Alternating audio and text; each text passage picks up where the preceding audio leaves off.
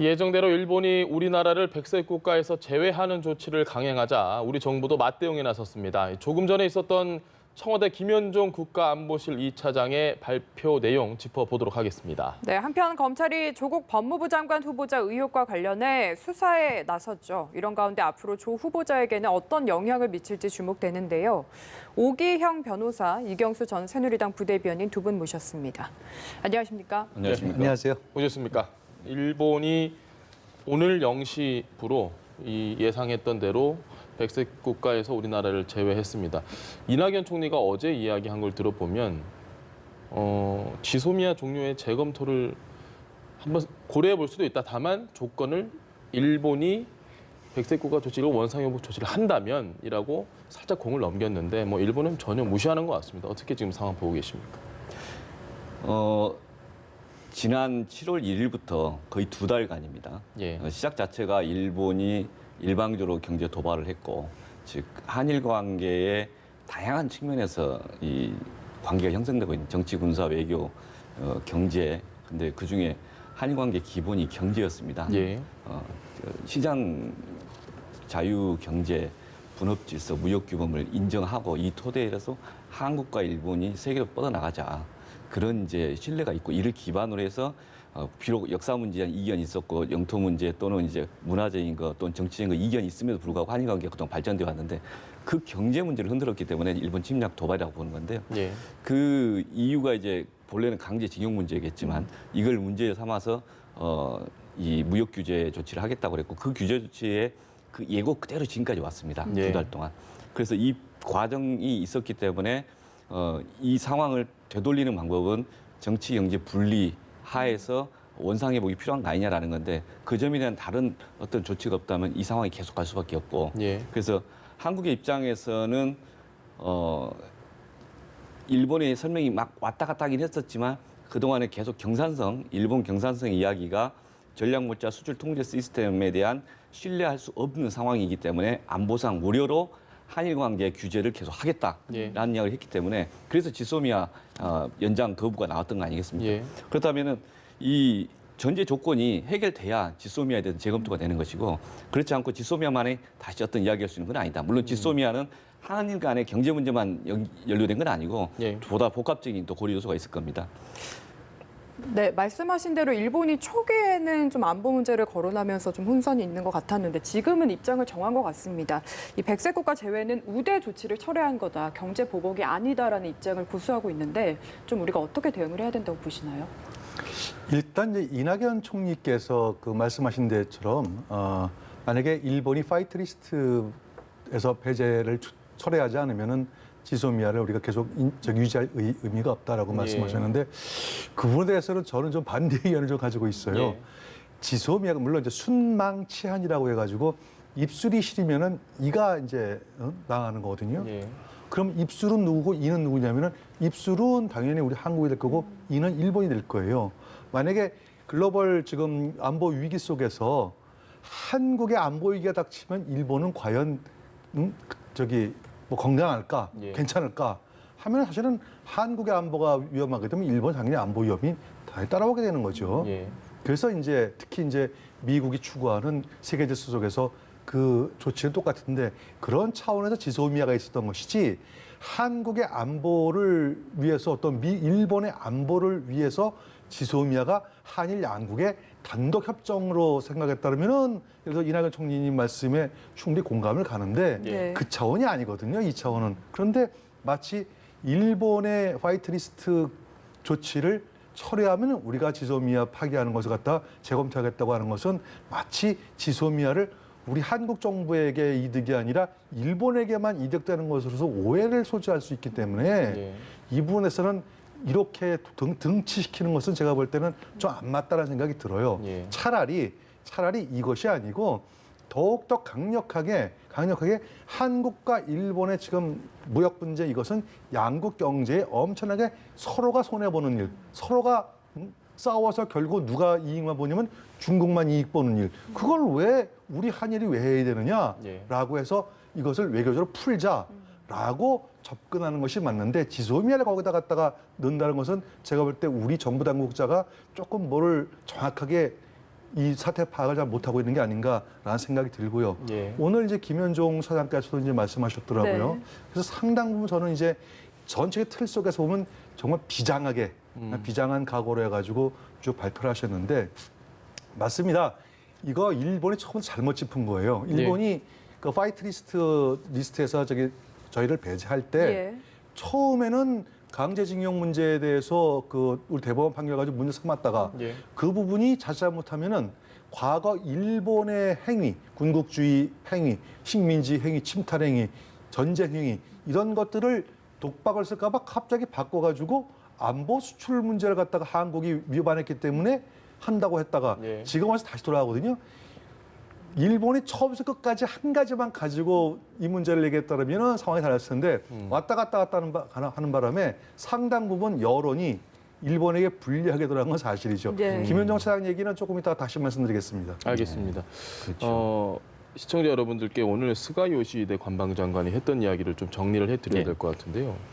백색 국가 제외는 안전보장 관점이다. 뭐 계속했던 주장이고 그러면 그 얘기는 강제징용과는 뭐 무관한 어디까지는 안보 차원이다라고 얘기를 한 것 같은데 그 뒤에 따라붙는 말이 강제징용 배상 판결 비합리적인 움직임을 대한민국이 계속하고 있다. 자, 상호 모순되는 얘기하고 마지막에 민간 교류는 또 계속돼야 된다. 이런 이해하기 힘든 주장을 한 사람이 한 이야기 속에 넣었다?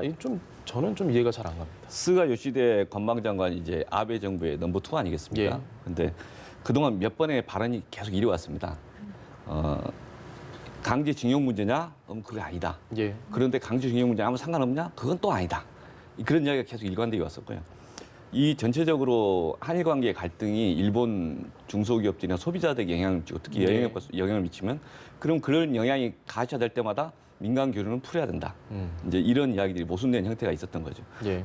그런데 이러한 모순된 발언들이 이 스가 관방장관만 그런 게 아니라 아베 수상도 그런 이야기를 계속 예. 하는 겁니다. 그리고 지금 몇 번 그 오늘 김현정 차장 이야기 속에서 나왔고 G7 이 회담 속 과정 속에서도 아베 수상이 이야기를 했지만 한국은 국제법을 지켜야 된다. 신뢰 얘기를 국제법을 지키지 않았기 때문에 신뢰할 수 없다. 근데 그 국제법이 뭐냐? 결국 그 맥락 속에서 이해해 볼 때 65년 청구협정을 준수하라 이런 건데 예. 오늘 이제 김현정 차장 이야기 속에 그런 게 그동안 다 검증된 내용을 정리해서 발표한 건데 예. 내용이 그거 아니겠습니까? 일본 스스로 또 소련과의 관계에서 일본의 이 그쪽에서 고생했던 불법행위 손해배상 청구할 수 있는 사람들의 권리를 유보하기 위해서 예. 한 일본과 소련 사이의 협정에서 그 효력이 일본인의 소련에 대한 개인 청구권은 포함되지 않는다라고 주장을 했다는 겁니다. 네. 그리고 1991년 또는 최근에 2018년까지도 그렇습니다. 이 일본 의회 내에서 그 네. 이 논쟁을 하는 외무성 관계자와 일본 국회의원 사이에서 논쟁하는 과정 속에서도 개인 청구권이 포함되어 있냐 포함되지 않냐 포함되지 않다 그런 기록들이 쭉 나와 있고 공개가 돼 있는 상태입니다. 그러니까 이 청구권 개인 청구권 자체가 포함이 돼 있냐 포함되지 않느냐 일본의 그동안 행태에 비춰봐서 포함되지 않았다라고 해석할 수가 있고 그리고 1970년 이후에 반인륜적인 반인도적인 행위로 인한 피해자를 구제하는 건 맞다. 그리고 그걸 국가 간에 없앨 수가 없다라는 게 합의가 돼 있고 그 합의의 주체로 일본 정부도 포함이 돼 있단 말입니다. 예. 그래서 지금 현재 이 강제징용 판결은 그런 시각에서 다시 봐야 된다. 그다음 또 하나 더 나아가서 지적할 수 있는 것은 예.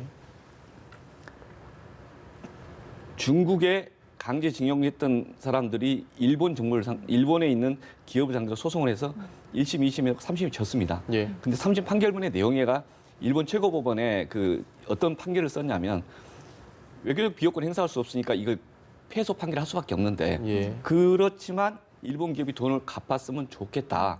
이렇게 도의적인 책임이 있다라고 이제 판시했는데 예. 그리고 실제 그 일본 기업이 갚았어요. 그런 작업을 일본 정부는 막지 않았습니다. 오히려 일본 사법부는 그걸 권장했고 그런데 대한민국의 개인이 일본의 사인인 기업을 상대로 해서 소송을 제기해서 승소하고 예. 그 점에 대해서 지금 일본 정부가 굳이 끼어든 겁니다. 이 상황에서. 왜 끼어들었냐. 오히려 이렇게 문제제기를 할 상황인데 그것만 갖고 문제 제기하는 게 아니라 한일 관계의 아주 핵심적인 이 연대의 틀이었던 경제적 분업 구조를 타격을 한 거죠. 예. 네. 이래서 오버해도 너무 오버했다. 이게 좀 선을 넘었다. 이런 이제 문제 제기에 대해서 국제적 공감이 있는 거고요. 그래서 지금 이제 다시 이제 이야기하는 것은 국제법을 어겼다라고 하는 아베 수상의 말은 거짓말이다. 예. 계속 거짓 선동을 하고 있는 거다. 근데 그런 부분에서 우리 국민들이 잘 알고 있죠. 그렇죠. 근데 일본 내 여론이나 국제 여론을 계속 유지하려고 하는 차원에서 그런 발언을 계속 하는 것 같고 또 한편으로는 스가 건방장은 곤혹스러운 말을 하는 이유는 일단 어떤 액션을 했기 때문에 도발은 했고 도발한 것을 수습을 할 수 있는 명분이 없다. 명분이 어떻게 만들어져야 될 것이고 그때까지는 일본 스스로 그 곤혹스러운 상황이 지속될 수밖에 없다라는 걸 표현해 주는 게 아닌가. 계속 억지를 부릴 수밖에 없는 상황인 거네요. 현실적인 모순이 존재한다 이렇게 보는 거죠. 그럼 네. 일본 스스로 한일 청구권 협정을 계속 이야기하는 거는 말씀하신 대로 계속 자기 모순에 빠지는 거라고 보시는 건가요? 근데 이제 여기서 조금 이제 해석상의 저기 예. 약간 그 학계에서 특히 이제 외교 학계에서는 좀 이제 약간 해석에 좀 차이가 있습니다. 예를 들어 방금 이제 오변호사께서 말씀하신 것처럼 이제 중국에 있었던 이제 강제징용 동원 피해자들이 있거든요. 예. 이들에 대한 그 보상은 미쓰비시 중공업이 다 개별 다 일본이 굉장히 했어요. 많이 했습니다. 예, 예. 많이 했어요. 왜 했을까요? 그거는 뭐냐면은 중국 정부하고 일본 정부하고는 한일 청구 협정을 그와 같이 전후 문제를 처리할 때 중국 정부는 우리는 일본으로부터 땡전함을 받지 않겠다라고 거절했어요. 예. 그 대신 개개인이 뭐 보상하는 것들은 그건 뭐 다 살아있는 나중에 걸로. 별도로 하자라고 했기 때문에 사실은 그 부분에 대해서 미쓰비시 중공업은 국가 간의 어떤 청구권이 왔다 갔다 하질 않았기 때문에 개별 개인에게. 보상으로 이제 하는 것으로 네. 되어 있기 때문에 우리하고는 조금 다르지 않느냐. 예. 다만 이제 해석상에 제가 문제가 있다고 생각하는 거는 뭐냐면은 65년도 한일 청구권 협정을 맺을 때 분명히 그 그러니까 위안부, 예. 그래서 사할린 교포 이들에 대해서는 청구권 문제를 거론을 안 했어요. 왜냐하면 이 예. 부분은 굉장히 민감한 부분이고 조사가 되어 있지 않기 때문에 어떻게 될지 모르기 때문에 이건 뺐어요. 근데 강제징용 부분에 대해서는 이제 포함됐다고 이제 보는 거거든요. 예. 그래서 우리 노무현 정부 시절에도 이 부분에 대해서 7천억이라는 돈을 국고에서 세금으로 저기 예산에서 분배를 그 보상을 해줬거든요. 일부. 예. 그러니까 이 부분을 과연 어떻게 볼 것이냐는 문제가 있는데 그 앞에 돌아가 가지고 한일 문제가 이게 불법적인 지배에 의해서 배상인지 아니면 일본 정부가 얘기하듯이 조선 그 당시에 이제 조선의 일본은 고조임금하고 합법이라고 얘기하고 있습니다. 합법으로 해서 했기 때문에 그냥 위로금의 형태의 보상의 보상인지 형태다. 예. 이 부분은 굉장히 많고 우리 그 당시 박정희 정부도 65년도에 이 청구 협정을 취할 때 절대로 합법 아니고 불법이다라고 했고 일본은 합법이라고 해가지고 이 부분을 절충이 안 돼가지고 예. 그냥 두리뭉실 넘어갔거든요. 그러니까 이 부분은 끝까지 한일 관계는 끝까지 이 부분에 대해서 해석상의 문제가 있기 때문에 다소 굉장히 논쟁의 여지는 있습니다. 네. 다만 어쨌든 간에 명목상이 됐던 어쨌든 간에 강제징용 피해자에 대해서는 예. 거기에 합의문에 포함이 되어 있기 때문에 그 부분 가지고 이 문제가 시작된 거에 대해서는 사실은 우리 정부도 사전에 외교적 노력을 좀 덜 했고 예. 일본 정부도 명쾌하게 이 부분을 정리하지 못한 어떻게 보면은 좀 비겁한 얘기지만 양비론의 입장을 쓸 수밖에 없다는 애매함이 있습니다. 저는 좀 그 부분 좀 약간 보완을 좀 하고 싶은데요. 예. 약간 좀 부분적인 차이가 네. 있어서. 짧게 가시죠. 예. 그 일본과 중국과의 사례 예. 이것에 이제 이 과거 이제 피해 보상 그 구조가 거의 똑같습니다.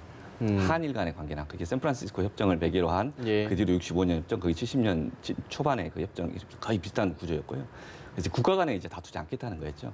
그 개별 청구권에 있냐 없냐에 대한 논리 구조 똑같습니다. 예. 그래서 우리나라 그 강제징용 참가했던 분들이 일본에 가서 소송하면 또 집니다. 똑같은 이유로 중국인이 일본에 가서 졌습니다. 또 지고요. 실제 일본에서는 1심, 3심, 2심, 3심까지 간 거죠. 예. 졌습니다. 그런데 최고법 판결에서 그렇지만 도의적 책임이 있다고 인정하는 권고를 했고 그리고 실제 지급이 이루어진 거죠. 예. 지금 이 일본이 중국과의 관계에서 특별하게 개인청구권을 더 달리 보고 그런 건 아니었다는 말씀 좀 보완 말씀드리고요. 네. 강제징용에 대한 65년 협정에 대해 지금도 그 2005년 입장이 약간 애매했다는 좀 그건 약간 오해의 소지가 있을 것 같아서 말씀을 드렸는데 저희들은 이렇게 일합니다. 65년 청구권 협정에서의 내용이 이 보상이라는 용어를 쓰는데 적법한 행위를 하는데 돈을 지급하지 않았으면 지급하는 걸 변제라고 그럽니다. 예. 그런 용어들이 그래서 징용공이라고 한 표현, 근데 그분들이 가서 임금을 못 받은 부분이 있으면 그 예. 지급하는 건 적법한 행위에 대한 미수구 임금을 주는 겁니다. 민사상 미지급 임금은. 채권이죠. 예. 그럼 그런 건 당연히 있는 거니까. 그래서 그러한 의미에서 일부 좀 덜 준 것을 다른 식으로 주는 방법으로 돼 있는 거고 그런데 이제 이번 그 강제징용 판결이라고 하는 그 징용 판결은 미지급 임금을 이야기하는 게 아니라 예. 학대행위가 있었다는 거예요. 불법 행위에 강제로 대한. 가서 어떻게 하면 처참하게 생활했고 자유가 없었고 그 노예 같은 생활을 했던 것에 대한 묘사가 판결문에 자세히 돼 있습니다. 예. 그러니까 그런 사실 인정하에서 했던 부분은 별도로 위자료 청구권이라고 해서 이제 강제징용 판결 내용은 이거였습니다. 예. 그래서 이 부분은 이 65년 청구협정에서 고민되지 않고 논의되지 않는 주제였다. 이게 발인 인륜적 행위의 연장에서 이야기하는 거고 이것은 우리 헌법적 가치와 관련된 거다. 왜냐하면 우리 헌법적인 내용의 전문회가 3.1운동부터 시작을 해서 일제 독립운동의 그 내용이 나오는데 그 내용은 한일합방의 부정이거든요. 예. 불법이란 전제하에서 그 평가가 이루어진 거니까 이건 우리 논리구조의 우리 헌법 질서에서는 부득이한 결과다 이렇게 봅니다. 알겠습니다. 오늘 김현종 차장과 관련해 사실 미국에 대한 이야기 뭐 여러 가지 얘기가 있었는데 지금 시간 관계상 이 부분은 여기까지 좀 해야 될 것 같고요. 조국 후보자 이야기를 해보시죠. 검찰의 압수수색을 어제 전방위적으로 하는 바람에 상당히 당황을 했을 것 같습니다. 오늘 출근길에도 그 당혹함이 묻어났거든요. 저희가 준비했습니다. 듣고 오시죠. 그동안 과분한 기대를 받았음에도 그에 철저히 부응하지 못한 점에 대해서 다시 한번 송구스럽다는 말씀드립니다. 인사청문회를 앞두고 검찰 수사가 개시되어서 좀 당황스럽습니다. 그렇지만 저희 가족들은 검찰 수사에 성실히 응할 것입니다. 향후에 형사 절차를 통해서 밝혀질 것이 밝혀지리라고 기대하고 있습니다. 저는 담담히 인사청문회 준비에 임하도록 하겠습니다. 오늘 영장 발부되고 그리고 강제 수사도 시작됐는데 아직도 모든 의혹에 관해서 적극하다는 입장이신지 궁금합니다. 검찰 수사를 통해서 모든 것을 밝혀질 것이고요. 또 인사청문회 통해서 제가 드릴 말씀 드리도록 하겠습니다. 청문회에서 모든 걸 밝히시겠다고 했는데 검찰 수사 중인 사안이라 답변하기 어렵다는 말로 의혹 해소가 어려울 거란 우려가 있습니다. 여기에 대해서 어떻게 생각하십니까? 그럼 뭐 제가 할 말은 제가 다 드릴 것이고요. 또 거기에 나와서 출석해서 말씀하신 분들은 그분들의 선택에 달려 있다고 생각합니다. 제가 그건 왈가왈부할 사안은 아닌 것 같습니다. 저로서는 제가 드릴 수 있는 모든 것에 대해서 충실히 소명하겠습니다. 압수수색 이후에 조국 후보자가 입장을 밝힌 게 오늘이 처음이 아니고 어제 오후에도 얘기를 했었는데 그때는 당황스럽다는 얘기는 없었습니다. 오늘은 분명하게 본인이 당황스럽다라고 이야기를 했습니다. 입장이 미묘하게 변화가 좀 생긴 것 같은데 어떻게 해석하십니까? 일단 검찰이 이렇게 전격적으로 들어와서 더군다나 그 가족들에 대해 그다음에 그 어떻게 보면은 좀 신세를 졌다고 할 수 있는 뭐 네. 본인이 의도한 건 아니겠지만 졌다고 할 수 있는 그 대학 교수들한테 전부 다 각 대학까지 다 압수수색이 들어가지 않습니까? 네. 처음에는 이 부분에 대해서 본인이 이게 과연 무엇을 의미하는 것인가 하는 생각 때문에 구체적인 말을 못했다가 이제 아마 오늘 아침에 이 부분은 상당히 굉장히 어떤 심각한 문제가 있구나 이렇게 아마 파악이 됐을 거예요. 왜냐면은 뭐 다들 오비라 선생님도 더 잘 아시겠습니다만 검찰이 압수수색을 할 때는요 어떤 범죄에 대한 소명이 없이 그냥 이게 혹시 무슨 있을까 하고 먼지털이식으로 하는 거는 요즘 안 합니다 그렇게. 예. 그러니까 이게 뭔가 분명히 범죄의 소명이 있고 그다음에 법원에서도 영장을 발부할 때 의혹이 있으니까 영장 발부해 주세요 그러면 법원이 발부해 주나요? 예. 더 소명하라고 하죠. 근데 법원이 영장을 발부할 정도가 되면은 웬만한 범죄 소명에 대한 어떤 검찰의 논리가 명확하다라고 봤기 때문에 법원이 아마 영장 발부했을 거예요. 예. 아마 그런 점을 볼 때 어저께 상황하고 오늘 상황하고는 좀 더 깊숙하게 논의를 해보면은 굉장히 이 부분은 심각하게 검찰이 들어갔구나라는 그 판단이 아마 앞섰을 것으로 보여집니다. 네, 알겠습니다. 이 검찰 압수수색에 대한 두 분 의견 묻기 전에 지금 얘기를 해주셔서 좀 여쭙고 싶어요. 이게 법원에서 어느 정도 최소한의 소명은 됐다. 그래서 영장을 발부해줬다. 이렇게 해석을 해도 되는 겁니까? 이게 좀 각 단계가 좀 있는데요. 예. 이제 이 압수수색에 대해서도 소명이 필요하고 구속영장을 할 때도 소명이 필요하고 그다음에 이제 실제 어떤 유죄 판결에 있어서 증명이 필요하고 이제 이런 용어를 좀 달리 하는데 예. 그 중에 그 농도가 제일 낮은 게 이제 압수수색입니다. 예. 왜냐하면 사람에 대한 그 구속은 좀 더 심각하게 보고 이제 법원이 더 엄격하게 하고요. 압수수색 자체는 수사기관의 편의를 봐줍니다. 대부분의 경우. 그래서 압수수색이 기각된 사람이 거의 없습니다. 예. 예. 그래서 이제 경찰이 원하면 언제든지 할 수 있다. 저는 그렇게 이해를 하고 있고요. 그다음 이제 이 사안을 놓고 봤을 때 저희는 이제 첫 번째 드는 생각이 검찰이 왜 의혹사는 행동을 이렇게 했을까? 그 이유는 검찰의 지금 현재 법무부 장관 임명 과정에 개입한다는 의혹을 받을 수밖에 없는 그런 행동으로 보여진다. 예. 이제 보통 고소 고발이 이루어지면 고소 고발을 한 사람을 불러서 수사를 합니다. 예. 고발장 수사 검토 이렇게 먼저 하고요. 그리고 나서 일정 정도의 사안들이 정리가 되면 네. 그러면 이제 이 대물 수사, 대인 수사를 하게 되는 거죠. 시간이 좀 걸리죠. 그렇죠. 그러니까 그런 고소 고발 수사한 다음에 이게 하는 건데 그 고소 고발이 수사했다는 이야기 안 나오지 않습니까? 예. 그리고 나면 인지 수사 이제 일부 특별히 하는 의도를 갖고 하는 수사를 하는 거겠죠. 예. 근데 하필이면은 청문회 과정이 있었지 않습니까? 예. 그 청문회 날짜가 확정된 시점에서 압수수색 출금 조치가 이루어지는 거 아닙니까? 그렇다면은 지금 대한민국의 법무부 장관을 임명하는 과정에 그 자신의 상관인 법무부 장관 임명 과정에 검찰이 어떤 식으로 영향을 끼치려고 그런 거 아니냐라는 의혹을 사기에 충분한 오비락이면 오비락일 수도 있겠고 예. 실제 의혹을 사는 오해살 행동이라면 오해살 행동이 되는 그런 거라고 보여집니다.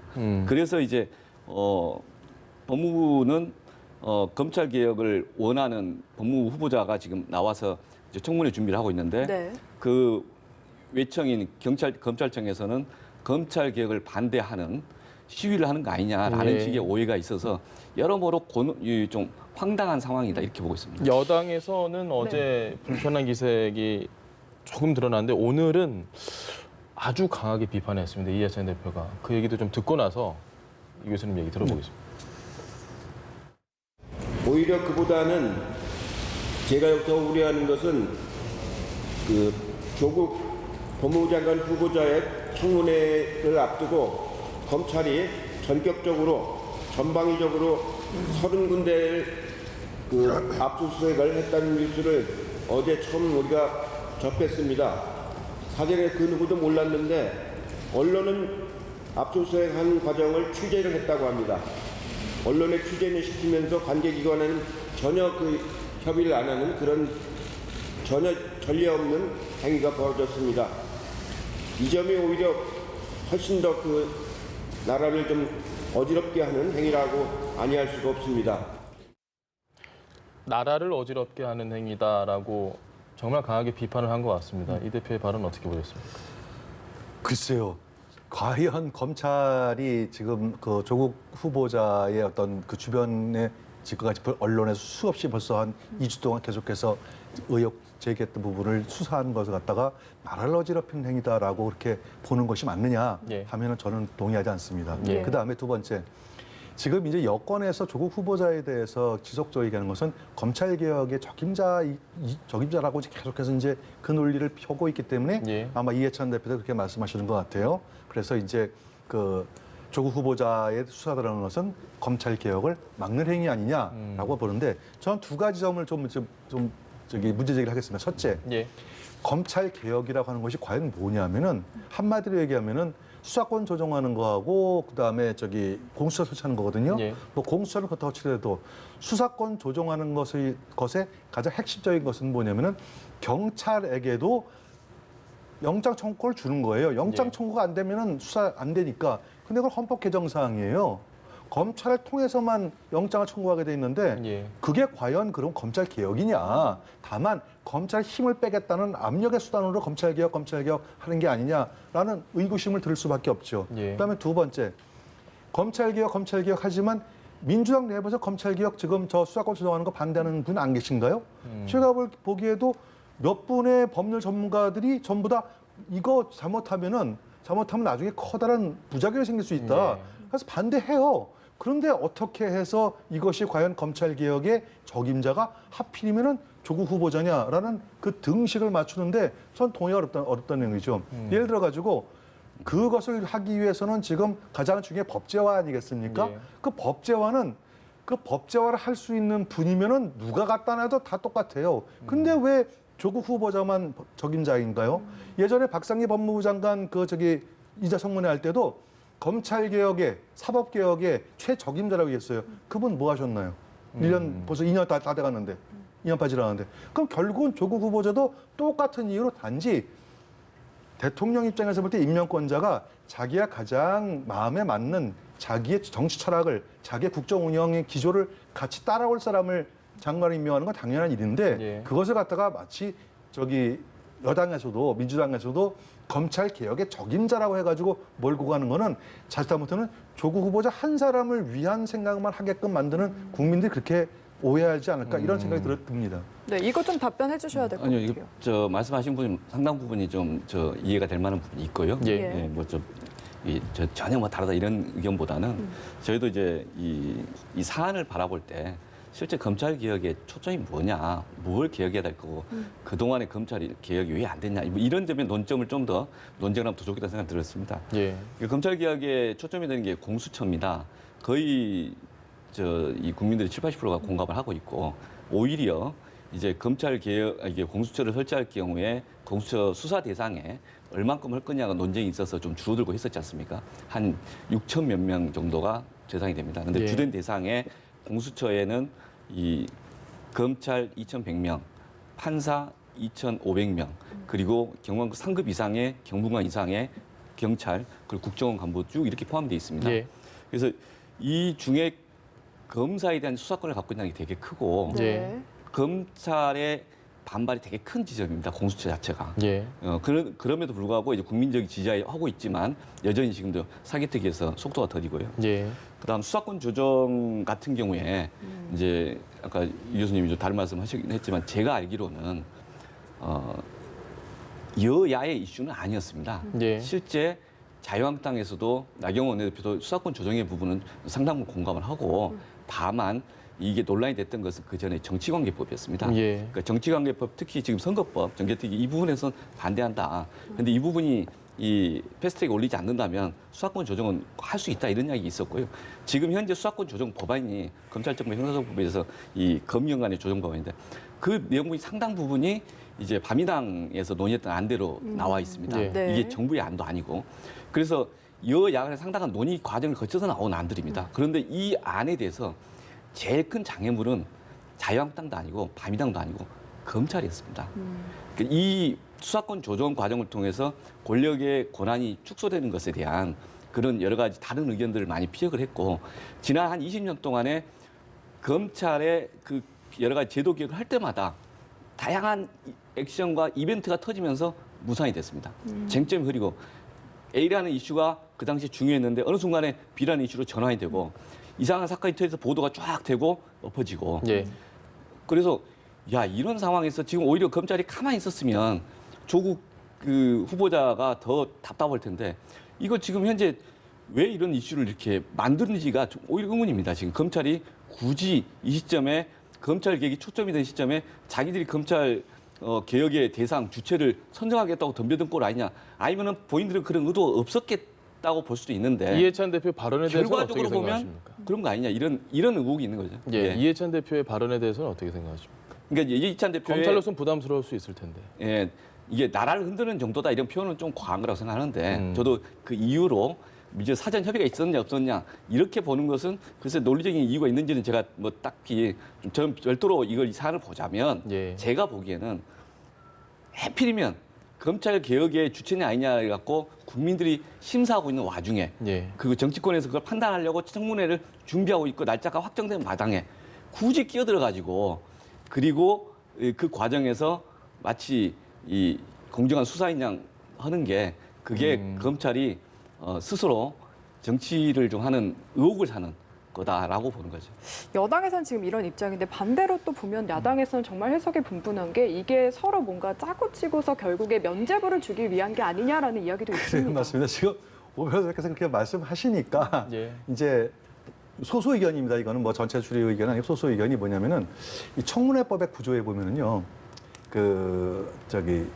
이 수사 중인 사건에 대해서는 자료 제출을 안 해도 되고 그 다음에 증언 안 해도 됩니다. 예. 지금 그러다- 다 수사 중인데요. 네, 그러면? 그러다 보니까 이게 청문회는 이제 날짜는 이렇게 잡아놨는데 이제 문제는 혹시 청문회 과정 중에서 그거는 수사 중인 사건이라서 법에 의해 가지고 제가 답변 못 자료 합니다. 제출 못 하겠고 답변 못 하겠습니다라고 하면은 이 김 빠진 청문회가 되고 이게 무슨 청문회냐?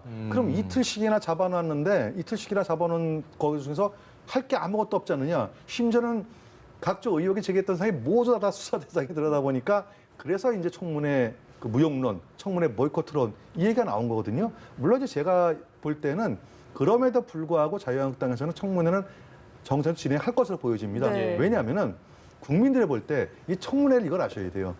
청문회는 말이에요. 장관 후보자, 그러니까 공직 후보자 청문회를 하는 거는 그 사람이 어떤 범죄를 했느냐 아니냐 이거 소명하는 데가 아닙니다. 예. 그분이 과연 이 공직을 수행하는데 그럴 충분한 도덕성을 가지고 있는지, 그러니까 도덕성 문제예요. 범죄, 죄의 유무가 아니고. 예. 그렇기 때문에 예를 들어가지고 이런 거거든요. 과거에 위장 전입했는데 위장 전입 분명히 지금 현행법은 범죄입니다. 예. 하지만 그 법이 주민등록법이 개정되기 전까지는 범죄가 범죄가 아니었어요. 아니었죠. 다만 도덕적으로 문제가 되는 것이죠. 네. 예. 그와 마찬가지로 상당 부분 조국 후보자 같은 경우도 범죄가 아닐 수 있어요. 예. 아마 지나간 얘기일 겁니다. 예. 그럼에도 불구하고 과연 도덕성이 얼마만큼 있느냐 없느냐를 검증하는 충분한 기회는 될 것이고, 그런 차원에서 만약에 조국 후보자나 거기에 나와 있던 참고인 증인들이 이건 수사 중인 사건이기 때문에 대답 안 하겠습니다 그러면은 국민의 여론은 더 오히려 거꾸로 역풍을 불 것이다. 차라리 수사 중이지만 저는 충분히 자료를 제출하고 제 의견을 이렇습니다 라고 나올 것으로 저는 보여집니다. 이 그런 가능성에 차원에서, 대해서, 그런 예. 차원에서 청문회 진행될 거다 이렇게 보고 있습니다. 어떻게 저도 보십니까? 오히려 공감합니다. 예. 지금 말씀하신 대로 지금 자유한국당 입장에서 청문회를 이미 합의된 상태에서 예. 그렇게 이상하게 포기하거나 보이콧 그럴까지는 않고요. 적어도 예. 제 일당이 그 정도 판단은 다 예정대로 하실 거라고 간다 보고. 청문회는. 예. 그다음에 이틀간 청문회 하는데 만약 후보자가 말씀하신 여러 가지로 조사받고 있으니까 위험하니까 못하게 이런 모습이 결코 본인한테 도움이 안 될 거다. 예. 말씀하신 대로 좀 더 적극적 해명을 하고 국민들에게 지금 그 신임을 받고자 하는 자리에서 신임을 받는 행동이 뭔지는 더 겸손하게 겸허하게 뭔가 반성할 거 반성해야 국민들이 기회를 주는 것이기 때문에 저는 그 점은 공감합니다. 알겠습니다. 힘내세요, 사퇴하세요. 혹시 네. 보셨습니까? 포털 사이트에 올라와서 예. 이게 뭐 1, 2위 엎치락뒤치락 N이라고 하는데. 하는 그 포털 업체 예. 실검 순위 1, 2가 네이버라고 해도 상관없어요. 그렇습니까? 예. 네. 어떻게 보셨습니까? 제가 볼 때는 이거는 이제 하나의 진영 논리예요. 우리 사회의 진영 논리인데, 예를 들어가지고 이제 여당을 지지하시는 분도 있고 야당을 지지하는 분도 있는데, 그 이제 왜 그러냐면 이게 드루킹 사태 때문에 그렇습니다. 소위 말하는 여론 조작이라고 하는 것은 이 민주주의 사회에서의 가장 커다란 공공의 적은 뭐냐면은 예. 대중 조작이거든요. 예.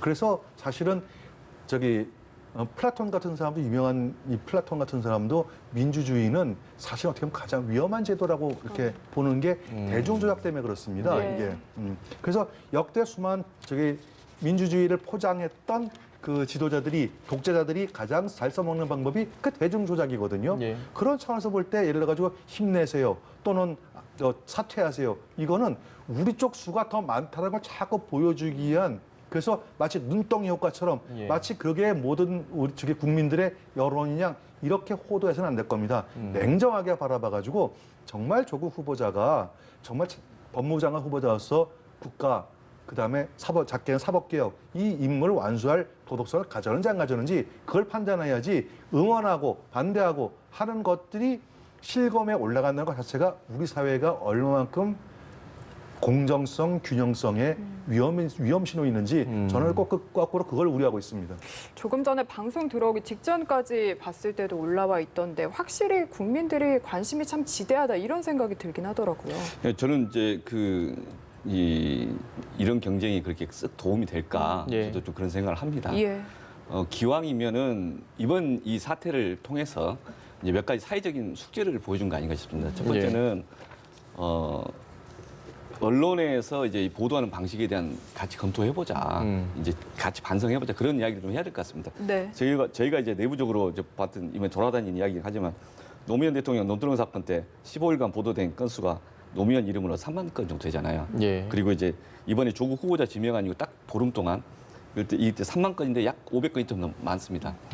그러니까 이건 집중적으로 뭔가 이렇게 했는데 그 중에 여러 가지 문제제기를 한 거고, 근데 그 문제제기 방식이나 이제 여러 가지 것들에서 좀 과하다고 저희들은 좀 느끼는 게 있는 거고요. 네. 예. 그래서 이제 이런 문제제기가 하나 있고, 근데 그럼에도 불구하고 그 짧은 시간에 이런 이제 이야기가 말들이 나올 수 있었던 것 중에서 이제 2030 세대 공정함에 대한 요구들, 예. 충분히 그것도 좀 이번 기회에 입시제도가 얼마나 그 당시에 복잡했습니까? 저도 이번에 한 보름 동안 입학사정관제 각종 전형 보니까 아이고 이거 한 2, 3일 공부해갖고 이해를 못 하겠더라고요. 그런 게 있는 줄도 몰랐던 분들이 많을 겁니다. 그런데 그 부분에 대해서 그 당시에 다 그렇게 해놓고 지금 와서 이제 되새기려 하니까 되게 어려운 건데 이런 기회에 그러면 이것을 입시제도를 어떻게 보완할 것인가 한번 그런 토론을 하고 경북대 총학생회는 그런 얘기를 했더라고요. 그래서 그런 문제 지금 괜찮다라는 생각을 했었고요. 예. 그다음에 이제 지금 오늘 저는 검찰 그 하는 행태 보면서 여전히 느끼는 거지만 네. 아니, 검찰 개혁에 대해서 과제가 뭔지에 대해서 좀 더 계속 집중적으로 좀 파야 되는 거 아닌가. 그 진짜 사회 제도적 개혁에 대해서 그리고 이 인사청문회 할 때마다 나오는 거지만 인사청문회 방식에 대한 재검토, 인사청문회를 이제 적어도 개인적인 것들에 대한 검토를 하는 이제 별도의 프로세스가 있고 예. 그다음에 정책과 능력에 대한 검증하는 프로세스가 공개적으로 있어야 되는데 미국 같은 경우는 비공개적으로 그걸 하지 않습니까? 예. 그리고 나서 안 될 것은 바로 아웃시키고 그리고 나온 부분에서 충분히 공개 토론을 하는데 이번에 이제 그런 인사청문회 제도가 좀 더 보완이 안 된 상태에서 언론에서 이 보도되는 과정에 대한 네. 해명 과정이 이제 일방적이다 이런 이제 이런 소리를 목명 소리를 하지 않습니까? 그래서 실검 1위에 저는 주목하기보다는 네. 이번 이런 짧은 시간에 국가적으로 이 많은 에너지를 쓰면서 했던 과정에 대한 이제 반성 속에 좀 제도 개선의 지점들을 잡고 그 논의가 좀 더 나가는 게 좋겠다 그런 생각을 해봅니다. 알겠습니다. 자, 조국 후보자에 대한 이야기는 여기까지 하고요. 지금 굉장히 어수선한 이 와중에 한국당에서 보수 통합 얘기가 굉장히 많이 나오고 있거든요. 저희가 이와 관련해서 이 자유한국당 어제 열린 연찬회 당시 뭐 분위기들을 조금 영상 구성으로 모아봤습니다. 일단 보고 나서 이야기 나눠보시죠.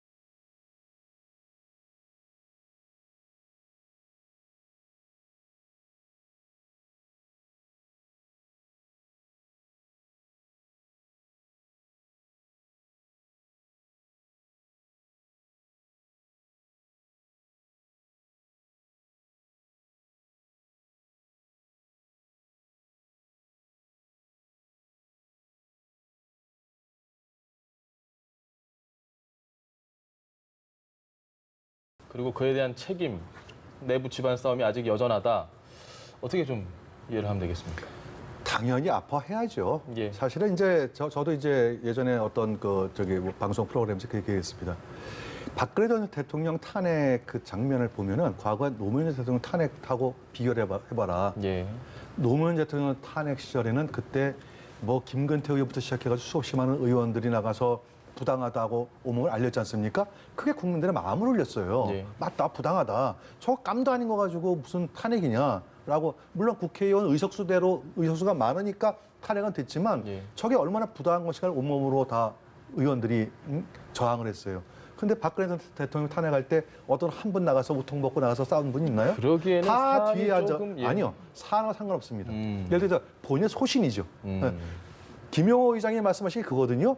그런 소신도 없는 사람들이 자유한국당에 남아 있어가지고 네가 잘못했느니 내가 잘못했느니 누가 누굴 나무로 그 위로 하느냐. 거꾸로 올라가면 공천을 잘못했느니 잘했느니 그 위로 올라가면은 친박 비박 가르는 건 누가 갈랐니 이런 게 무슨 소용이 있느냐. 이제 와서 예. 우리 다 죄인이다라야지 이제 와서 서로 네가 잘했느니 잘못했니 이게 바로 지금 자유한국당의 지금 현주소다. 그러니 이거부터 먼저 정리를 해라. 그래서 황교안 대표가 일단 묻자. 일단 다 묻어버리고 아마 대구시장 권영지 시장도 아마 예. 그 얘기를 한 걸로 알고 있어요. 일단은 이거를 다 묻어놓고 역사에 맡기고 역사의 평가에 맡기고 이제는 어떻게 하면은 다 같이 대통합을 이룰 수 있는 그 방안을 생각해보자라고 하는 또 문제 제기들이 많이 있던 걸로 제가 알고 있습니다. 그래서 비전이 필요할 것 같은데 지금 김근식 교수가 지적한 점이 그 부분이 아닐까 싶어요. 반만연대를 기치로 모이자, 뭐 민주당이 못하니까 우리를 찍을 거다. 이런 식의 뭔가 관점에 대해서는 어떻게 보십니까? 참 타당 이야기하기엔 조심스럽습니다. 예. 일단 그 말씀 먼저 드리고요. 저희들이 느끼기에는 참 선거공학적인 접근이 쉽지는 않다. 왜냐하면 저희도 이제 내부에 이에 유사한 주제를 갖고 토론을 해보고 예. 특히 저희 이제 지역에 지지하는 분들이나 당원들에게도 물어보고 했는데 저희는 그 당원들 설득이 안 됩니다. 그런 이제 공학적 연대에 대해서 그게 제일 곤혹스러웠던 거고요. 이제 저희가 보기에는 이제 자유한국당과 이제 그 바미당 이제 얘기하는 분들 좀 보면 아까 김용호 전 국회의장님하고는 저는 의견이 좀 반대입니다. 예. 저는 그 오히려 탄핵에 대한 입장이 다르기 때문에 그럴 수 있는데 오히려 합리적 보수가 태어나는 계기가 되고 그러면은 충분히 이 합리적 보수를 중심으로 한 새로운 정치적이 바뀔 거라고 생각을 합니다. 예. 바뀔 수 있다라고 생각을 하는데 그중에 대표적인 게 탄핵에 대한 반성과 그 속에서의 변화 그리고 5.18 문제에 대한 이 망언 대신에 좀 더 변화 또 여러 가지 그 최근 이슈에 대한 그런 모습들 그 일관되게 충분히 말할 수 있는 것들이 있는데 예. 그 점에 대해서 오히려 계속 묻어왔다. 그런 것들이 오히려 네. 국민들을 설득하는데 어려웠지 않냐 이런 생각이 좀 듭니다. 알겠습니다. 네, 오기영 변호사, 이경수 전 새누리당 부대변인과 함께했습니다. 감사합니다. 예, 고맙습니다.